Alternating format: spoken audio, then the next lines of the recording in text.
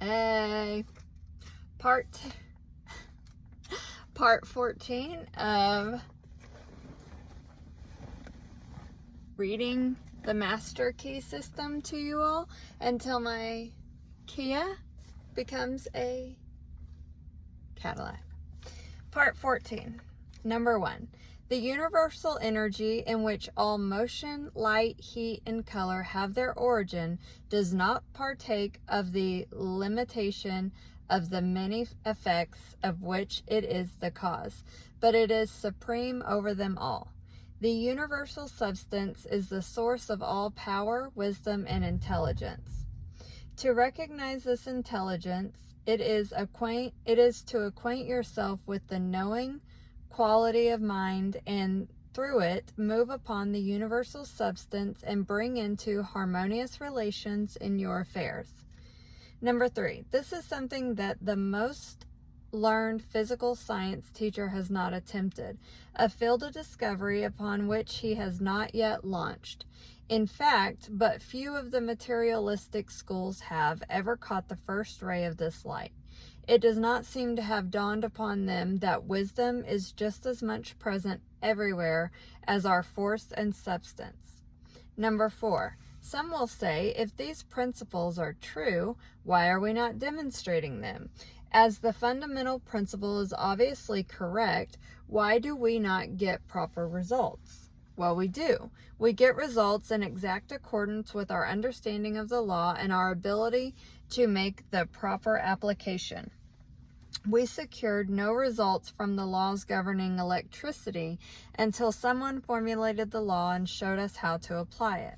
Number 5, this puts us in an entirely new relation to our environment, opening up possibilities previously undreamed of, and this by an orderly sequence of law which is naturally involved in our new mental attitude.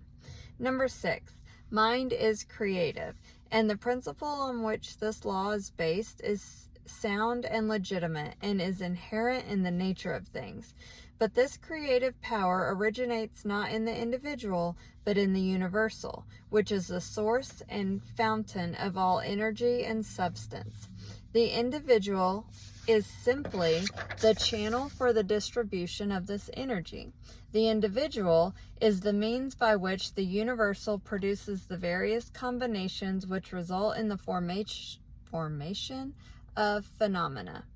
Number 7. We know that scientists have resolved matter into an immense number of molecules. These molecules have been resolved into atoms and the atoms into electrons. The discovery of electrons in high vacuum glass tubes containing fused terminals of hard metal indicates conclusively that these electrons fill all space, that they exist everywhere, that they are omnipresent. They fill all material bodies and occupy the whole of what we call empty space. This, then, is the universal substance from which all things proceed. Number 8. Electrons would forever remain electrons unless directed where to go to be assembled into atoms and molecules, and this director is mind. A number of electrons revolving around a center of force constitutes an atom. Atoms unite in absolutely regular mathematical ratios and form molecules, and these unite with each other to form a multitude of compounds which unite to build the universe. Number 9. The lightest known atom is hydrogen, and this is 1,700 times heavier than an electron. An atom of mercury is 300,000 times heavier than an electron. Electrons are pure negative electricity, and as they have the same potential velocity as all other cosmic energies, such as heat, light, electricity, and thought, 186,300 miles per second. Neither time nor space require consideration. The manner in which the velocity of light was ascertained is interesting. Number 10. The velocity of light was obtained by the Danish astronomer Roemer in 1676 by observing the eclipses of Jupiter's moons. When the Earth was nearest to Jupiter, the eclipse appeared about 8½ minutes too soon for the calculations, and when the Earth was most remote from Jupiter, they were about 8½ minutes late. Roemer concluded that the reason to be that it required 17 minutes for light from the planet to traverse the diameter of the Earth's orbit, which measured the difference in the distances of the Earth from Jupiter. This calculation has since been verified and proves that light travels about 186,300 miles a second. Number 11, electrons manifest in the body as cells and possess mind and intelligence sufficient for them to perform their functions in the human physical anatomy. Every part of the body is composed of cells, some of which operate independently, others in communities. Some are busy building tissue, while others are engaged in forming the various secretions necessary for the body. Some act as carriers of material. Some are the surgeons whose work it is to repair damage. Some are scavengers carrying off waste. Some are constantly ready to repel invaders or other undesirable intruders of the germ family. Number 12, all of these cells are moving for a common purpose, and each one is not only a living organism, but has sufficient intelligence to enable it to perform its necessary duties. It is also endowed with sufficient intelligence to converse its energies and perpetuate its own life. It must therefore secure sufficient nourishment, and it has been found that it exercises choice in the selection of each nourishment. I'm going to start my car in case it gets too warm in here.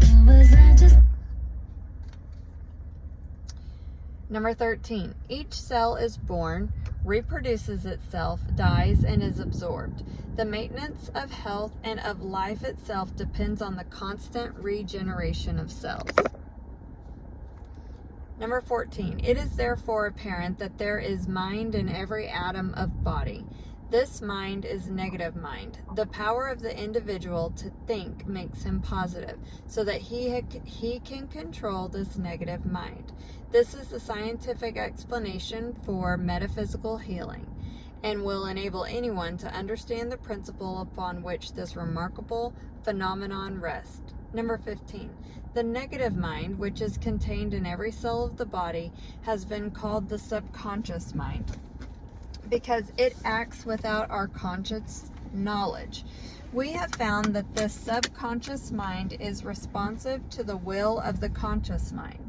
Number 16. All things have their origin in mind and appearances and are the result of thought.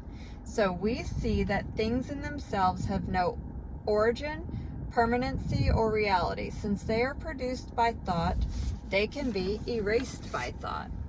Number 17. In mental, as in natural science, experiments are being made, and each discovery lifts man one step higher towards his possible goal. We find that every man is the reflection of the thought he has entertained during his lifetime. This is stamped on his face, his form, his character, his environment. So if your cells are always regenerating, think something new if you don't like what you're getting. Number 18, behind every effect there is a cause, and if we follow the trail to its starting point, we shall find that the creative principle out of which it grew. Proofs of this are now so complete that this truth is generally accepted. Number 19, the objective world is controlled by an unseen and heretofore unexplainable power. We have until now personalized this power and called it God. We have now, however, learned to look upon it as a permeating essence or principle of all that exists, the infinite or universal mind. So we already talked about how God was omniscient, omnipresent, and omnipotent. So he is everything. It is all everything. Okay, all that exists. Number 20, the universal mind. Being infinite and omnipotent has unlimited resources at its command. And when we remember that it is also omnipresent, we cannot escape the conclusion that we must be an expression or manifestation of that mind. I just can't get past omnipresent. Omnipresent. How could that not be everything? Like, everything on me, this car, the fence, the air, the grass, the thought, everything. If it's a thing, it's God. Everything. And that's me too. Like, without saying it, if God is my body and my mind and my eyes and my hair and my thoughts and my consciousness, like, how am I not God? And maybe you don't have an issue with that, so I should not make a big deal out of it. But that's just like, I feel like that just ends it right there. We are created in His image. He is omnipresent. So we cannot escape the conclusion that we must be an expression or manifestation of that mind. All right, 21. A recognition and understanding of these resources of the subconscious mind will indicate that the only difference between the subconscious and the universal is one of degree. They differ only as a drop of water differs from the ocean. They are the same in kind and quality. The difference is one of degree only. Number 22. Can you appreciate the value of this all-important fact?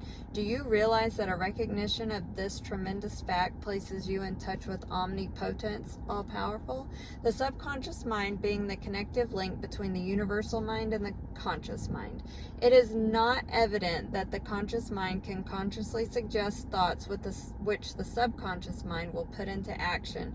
And as the subconscious is one with the universal, it is not evident that no limit can be placed. Oh, is it not evident that no limit can be placed upon these activities? Number 23, a scientific understanding of this principle will explain the wonderful results which are secured through the power of prayer. The results which are secured in this way are not brought about by any special dispensation of providence, but on the contrary, they are the result of the operation of a perfectly natural law. There is, therefore, nothing either religious or mysterious about it. Number 24, yet there are many who are not ready to enter into the discipline necessary to think correctly, even though it is evidence that wrong thinking brings failure. Number 25, thought is the only reality.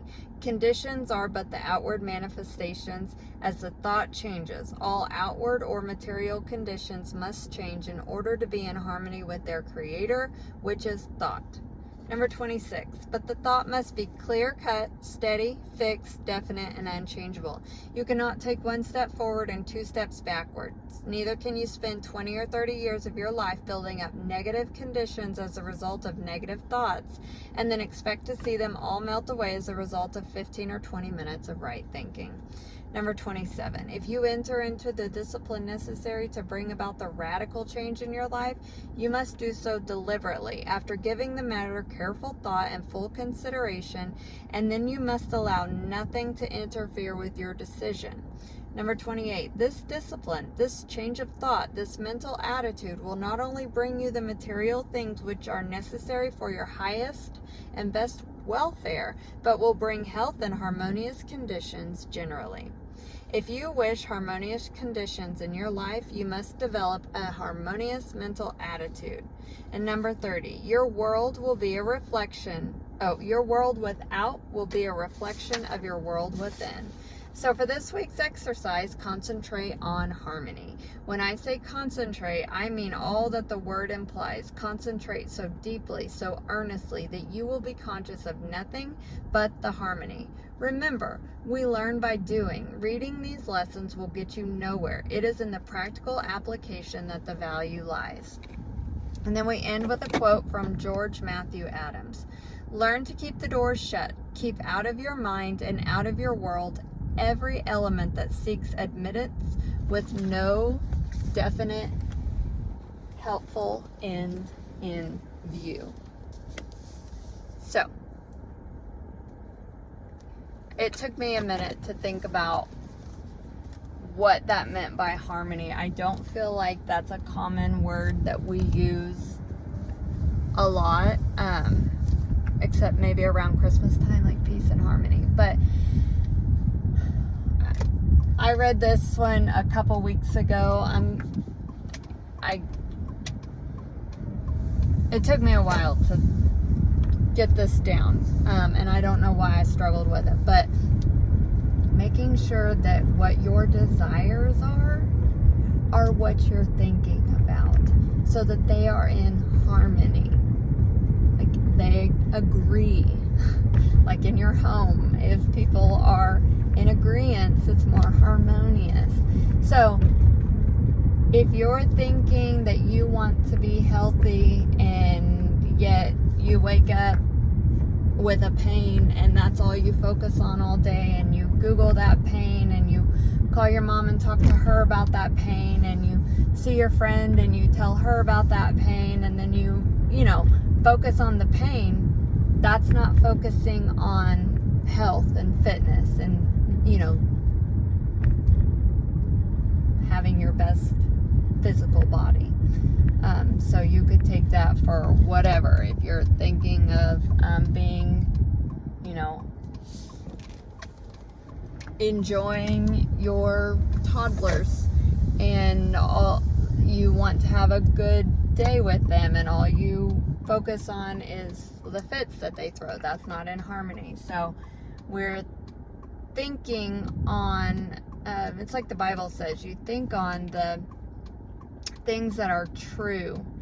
Focus on things that are trustworthy, things that are noble, things that, like it said, are going to, if you were to follow that thought to the end result, is that what you want? If it's not, change your thought. I could go on, but it's probably enough. So keep your thoughts in harmony. And then to do that, you have to be conscious of your thoughts. You have to pay attention to your thoughts. You have to be present with your thoughts. So you might have to put the phone down. You might have to stop scrolling. You might have to turn the music off. You might have to turn the podcast off. You might have to turn the TV off. You might have to be alone. You might have to say no to some plans with friends. Be conscious of your thoughts and make sure that you don't go on autopilot following a thought that doesn't end where you want it to end. So, hope to share more with you from my Cadillac Escalade next time.